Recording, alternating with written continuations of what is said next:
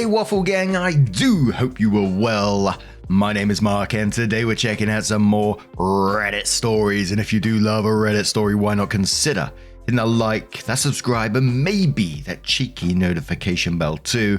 And let's crack on with today's first story. Much love, guys. Now today's first story comes from HotMessMum04 from the Am I the Arsehole subreddit and their own profile at the same time, and says, would I be the arsehole if I told my husband that he has to choose between me and his friend? I've 37 female, been with my husband 44 male for 17 years. We have kids, a dog, and we used to own a business together. He has this friend who happens to be his little brother's ex-girlfriend, 30 female. She's been in and out of our lives since she broke up with my brother-in-law over 12 years ago. Over the last 4 years or so, she's been constantly messaging my husband. She never sends me a message, unless my husband tells her that he's not home and she's on her way. Happened only once in 4 years. She's engaged and has a baby on the way. Both my husband and his friends say they have a brother-sister relationship. My kids don't like her or her kid. Her kid is 7 years younger than our youngest child. They feel like they have to babysit her when she comes over. This is what bothers me about their relationship. I am never included in their conversations online, even when she invites herself over. My husband once told his brother that he thought that she was hot, and if he was younger and single, he would try to date her. My brother-in-law sent me a message to warn me about their relationship. When I spoke to my husband about it, he laughed it off and told me his brother was jealous. I've had to read this next part several times because I was like, what the fuck? It says, during an intimate moment, my husband told me that she was the only person he would ever ask to do a threesome with us. That was never discussed between us before, not even the option of a threesome. When she comes over, she barely speaks directly to me, always to my husband. I have to butt into the conversation for her to even acknowledge me. I'm tired of feeling like a third wheel in their relationship. Last year, he gave me one of his old cell phones because mine had broken. He hadn't logged out of his Messenger account, so I used it to my advantage and read their messages at the time. He admitted to her that he had told his brother that she was hot, and that if he was younger and single, he would date her. He then told her I wasn't home when he said that, and I didn't know exactly what he said. Her response was to send him this emoji, which was a crying, laughing one. Ever since, I feel like they both occasionally disrespect me in their conversations. All he does is talk about her, often. He never makes her wait when she texts him, yet sometimes when I text him, he takes half hour to answer me. So tell me, would I be the arsehole if I told him that he had to choose between his relationship with me and his friend? Edit. I've posted an update on my profile. Thanks to everyone for the responses. Seriously, without your encouragement, I wouldn't have had the courage to talk to him. Yep, this is all sorts of wrong in my opinion. You know, we have no proof of a physical affair at the moment, but certainly there's going to be an emotional one there. I still can't get that paragraph out my head when you was having that intimate moment and he says to you that his friend would be the only one that he would have a threesome with. It felt like he was testing you, that you might go, oh yeah, invite her over kind of thing. Maybe the two of them have discussed this in the past, but let's backtrack a little before that paragraph. I'm going to quote two things one after another because it is just so fucking weird. Both my husband and his friends say they have a brother-sister relationship, followed by my husband told me that she was the only person he would ever ask to do a threesome with us. Okay, hold up. Wait a minute. Something ain't right. But Hoot Black says, in your shoes, I'd hire a PI to see what they're doing when they're not around you, if you catch my drift. Not the arsehole for asking him to choose, but you know it isn't going to go well.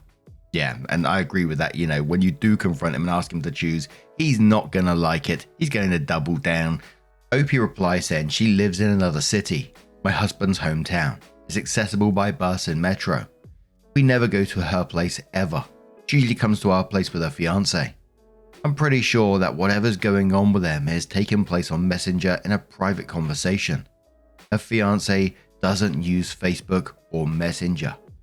Yeah, and on the back of that comment, it'd be interesting to know what her fiance thinks is going on as well. Lan says, not the arsehole, but be prepared to follow through if he doesn't pick you. Opie says, that's what I'm telling myself.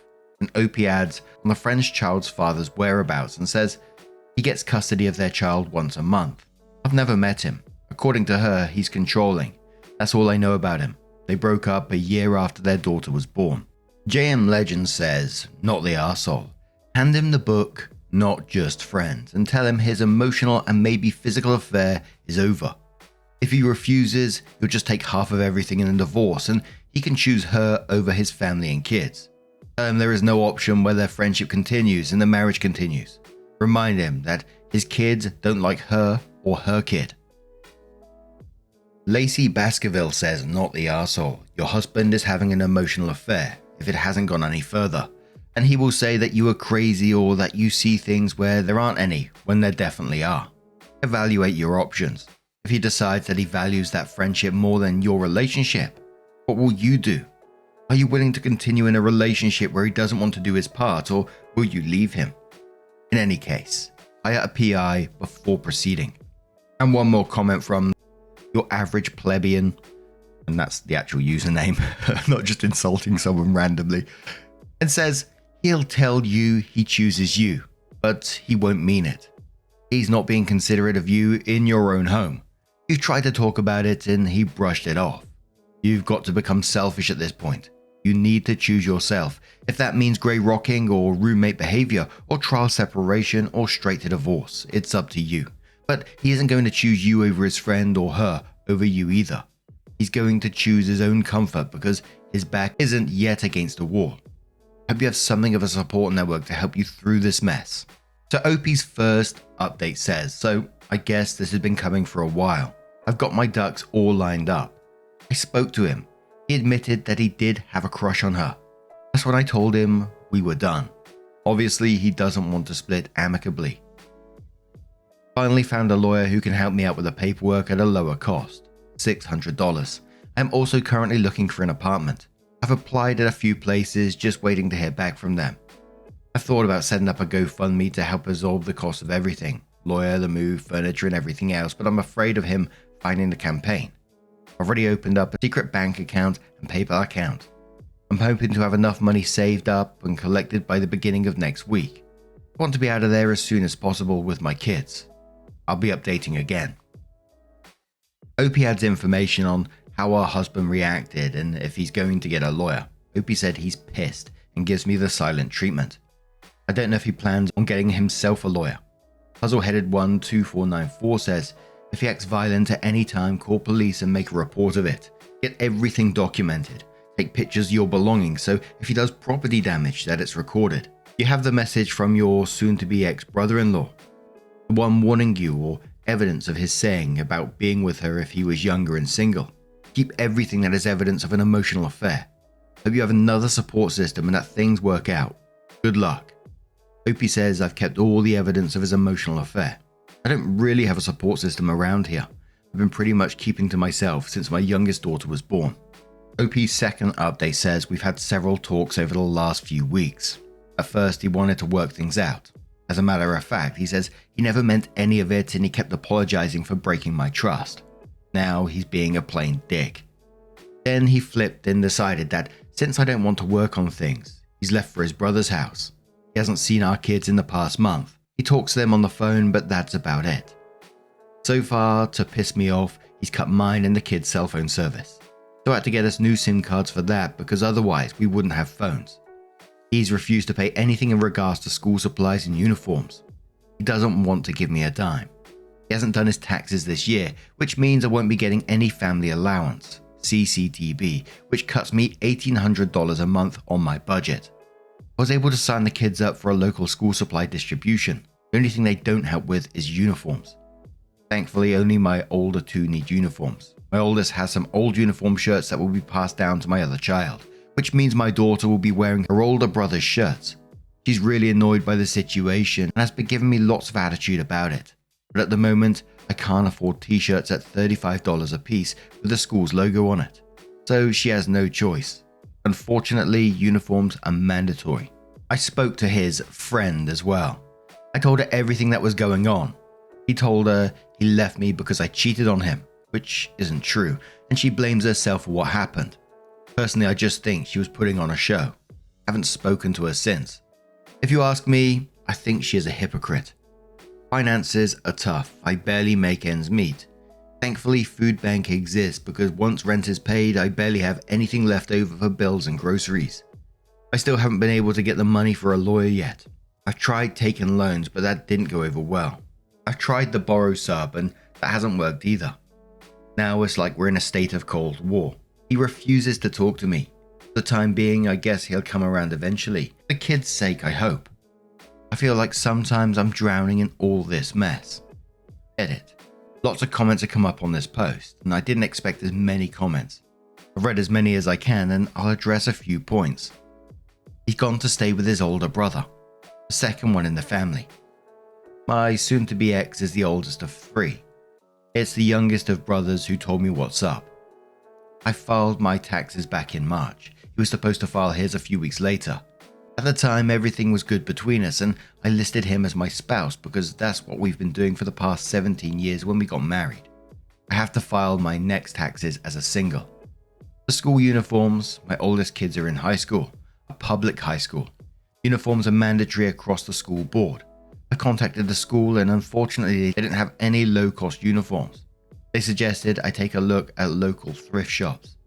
They do have an emergency budget for uniforms, but only if you have recently arrived in the country.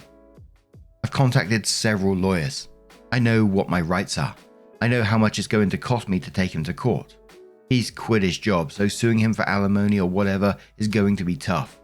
I don't qualify for legal aid based on previous taxes. It takes at least 90 days of him being out of the family home for me to do anything against him. He's been gone for less than 2 weeks. As for family, I've been in no contact with my parents since 2010. They do not know my younger children, nor do they care. I won't be getting into the reasons why here. His family has always been low contact with us. His parents have never liked me, and his brother who he is staying with doesn't like me either. Edit, for those who are saying that the timeline doesn't add up. I left with my 4 kids at the beginning of July to visit my elderly grandmother who doesn't live in the same province as us. It was supposed to give us breathing time to try and work things out. When I came back with the kids, he was already gone. When I was at my grandmother's, he would barely talk to me, but talk to our kids via messenger. My trip with the kids to my grandmother's is a yearly trip. I didn't know that he would go from wanting to stay and work things out to leaving. I was blindsided by that. But now, I'm going to turn this one to you guys. What do you guys make of this situation? Let us know your thoughts down in the comments below.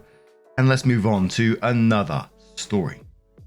This story comes with an update as well. It's from Background Fudge from the Bridezillas subreddit. Am I being a bridezilla or is my maid of honor a jerk? Hi friends, I'm having a lot of stress and difficulties with my maid of honor, and I'm seriously regretting my choice, but also questioning if I'm the problem. I was upfront in what the typical maid of honor expectations are, and I'm not expecting anything crazy or beyond the norm. My maid of honor has shown zero excitement for my wedding. I understand she has a life. Someone else's wedding is not a priority, but didn't lift a finger to plan my bachelorette. I planned everything. Did the coordination, was going to drive and pay for stuff, but the other girls attending stepped in and really went above and beyond.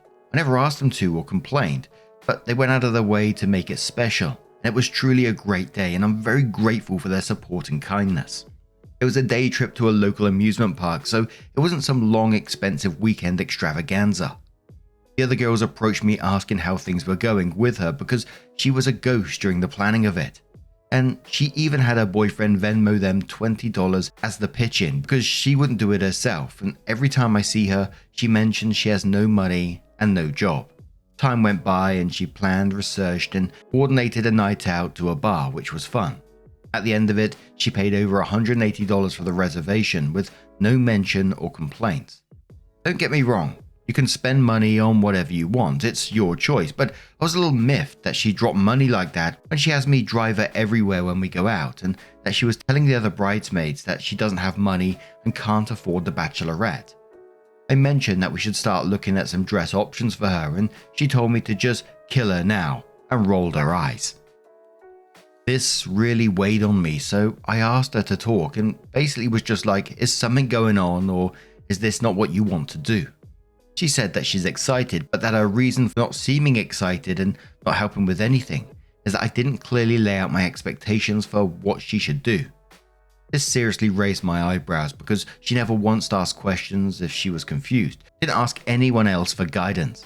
And there's something called the internet that you can consult if you're looking to learn something.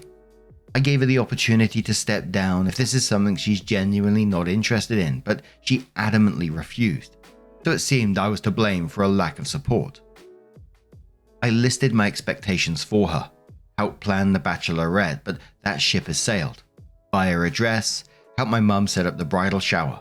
She's not expected to pay for any of that. Be there on the day of the wedding and stand next to me. Just generally be supportive. She still said she wanted to be maid of honor and asked what dress I had in mind, if any. I showed her the dress I was thinking. Sage green gown with cap sleeve because it's a spring wedding and spring is kind of chilly here. That's $120. She said that she doesn't like it because she's going to sweat in it and that she's not sure she can save enough money between now and November to afford it.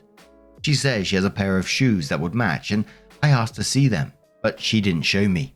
I told her that she shouldn't be secretive with not knowing something, and if she's confused or is having a problem, just tell me so I can help find a solution.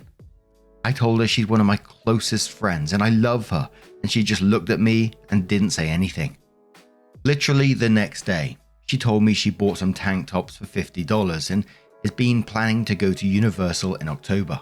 Again, it's not my place to tell someone how to spend their money, but it's hard to ignore when anytime I talk to her, she mentions she doesn't have any money for anything, but then says how she just bought whatever or went wherever. She's been unemployed since last summer, and when I asked her if she's looking locally at maybe getting some part-time just to pay the bills while she looks for something related to her degree, she said she's overqualified for those jobs and refuses to work in food service or retail. Her extremely kind boyfriend has been paying for rent for a 3-bedroom apartment, groceries, dates, and everything else by himself. I'm just completely at a loss at this point because it seems like she's saying she wants to do it, but that she may not be able to, and then is kind of mean to me. I'm starting to get the feeling that she wants me to pay for a dress, shoes, and alterations, but I really can't do that either with all of my remaining deposits coming due. The absolute latest I can wait is November to order the dress, but if she's telling me she doesn't know if she can save enough to afford the dress she doesn't want to wear, how will she have enough potential alterations or getting shoes? This has been so stressful for me, worrying about her financial situation and her I don't care about anything to do with you attitude. I want to give it a few months and then check in with her to see if she's made progress on saving and see if she adjusts her vibe. But part of me wants to just rip the band-aid off now and not even put this stress on her financially anymore and tell her to attend as a guest. There is someone that I would ask instead, but I'm afraid this would burn the bridge with maid of honor and I don't need an enemy in my life. Am I being a bridezilla or completely off base here? I think I'm trying to be reasonable, but maybe I'm just being a doormat for a bad friend and could use outside opinions. For me in this one, you're not being a bridezilla at all in the situation. You give her plenty of opportunities to drop out. You've talked to her about her worries. You said if there's anything going on, talk to you about it. If she genuinely couldn't afford it, she could have spoken to you about it, or she could dropped out.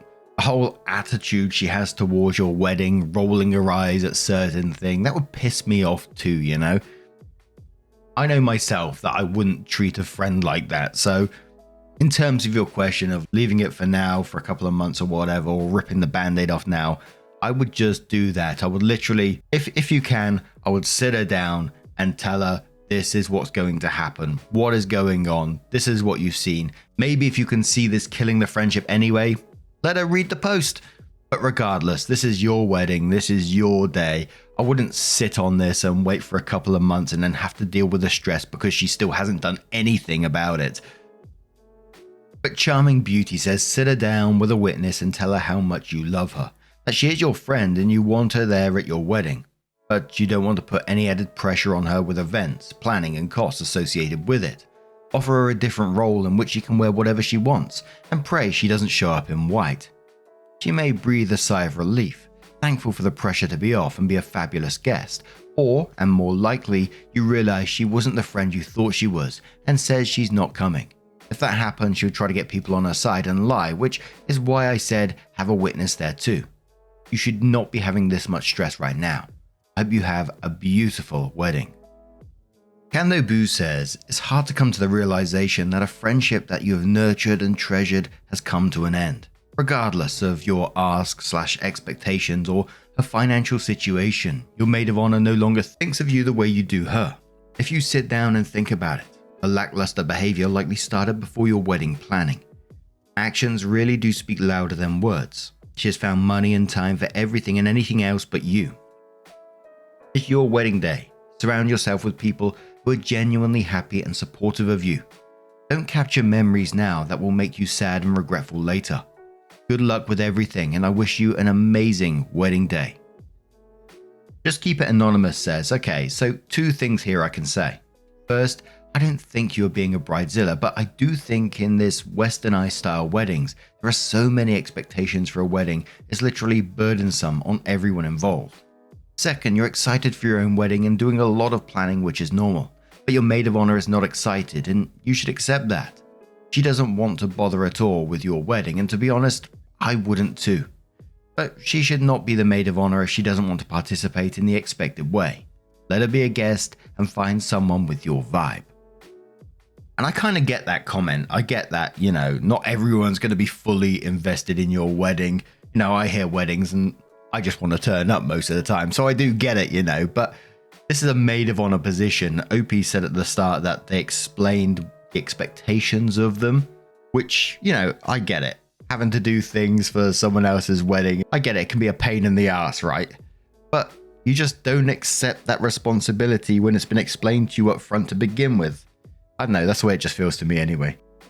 The OP updated the post and said, I really appreciate all the input from my previous post and all the advice on how to navigate the situation. I decided to convey it as gently and positively as possible, focusing on the benefits of not being in the wedding party. I was upfront that we needed to talk about something important regarding the wedding, and she said the only time she had available was when her boyfriend was out. Not surprising, since she seems to only hang out with me when he and no one else is available. Regardless, I made it work. We talked about some other stuff first, and then I asked her how saving for the dress was going. To which she replied, "What dress?" and genuinely had no idea what I was talking about. When I said the maid of honor dress, she said she saved $0 because she has no job and no income. If you've read my previous posts, you'll know that this is partly true. She definitely spends money elsewhere, but whatever. That's kind of besides the point and not my business anyway. She's just always talking about it, so it's hard to escape it. I said that given how open and vocal she has been with her financial struggles and her emotional stress, my fiancé and I feel it's best that she attends as a guest instead of maid of honor. I love her. She's one of my closest friends, and I just want her to be comfortable to enjoy herself at the wedding with no obligations or financial burden. She was understanding at first, but said she's totally surprised and had no idea where this was coming from. I told her that we discussed this before, so it's not entirely out of nowhere, and that what she has said has been weighing on me. She got a little defensive, which I understand, and said that she's sorry she comes off as so destitute and poor, which that's all she says though. She'll be meeting someone new for the first time and tell them that she doesn't have a job, is broke, has no money, etc. She said she put the dress on a credit card that she can charge $100 max to, and I immediately shut that down and said it wasn't a healthy choice. No one should be going into debt over a wedding, and certainly not if they clearly aren't enjoying the process. She then said that for her own peace, she wanted me to know that she knew exactly what she signed up for and has been all in since the beginning. At this point, I knew for a fact that she's lying right to my face. In the last discussion we had, she said she didn't know she had to be excited and should be doing anything because I wasn't clear on the expectations with her. Now all of a sudden, she knew what she was signing up for and she's been all in. Tell that to the other girls that planned the bachelorette in her stead because she ghosted everyone. She never sent any dress options she was interested in after I repeatedly asked. She never once asked how planning was going. She never knew I was having a bridal shower. She didn't know if I had already bought my own bride-to-be sash for the bachelorette. I didn't, I could never discuss anything maid of honor related with her without it feeling like I'm creating a major inconvenience in her life by just asking if she can show a tiny bit of enthusiasm. I couldn't believe she would claim to be all in when she also told me after that first discussion that she doesn't believe in marriage, and then made some uncalled for comments about my fiance. She's absolutely entitled to whatever she wants to believe, and I completely respect that. However, I don't think someone who is recently so open about not believing in marriage and said that to my face about my wedding should be my maid of honor then. The crux of the issue was her attitude, plain and simple. She wanted all the clout of being in the wedding party without actually putting a drop of effort to be a good friend and get along with the wedding party. That's why I really don't understand why she was so adamant about staying in the wedding party despite her actions screaming, "I'd rather be 6 feet under." It is a mystery why she even agreed to be my maid of honor and then threw it back in my face as if I forced her into an uncomfortable position.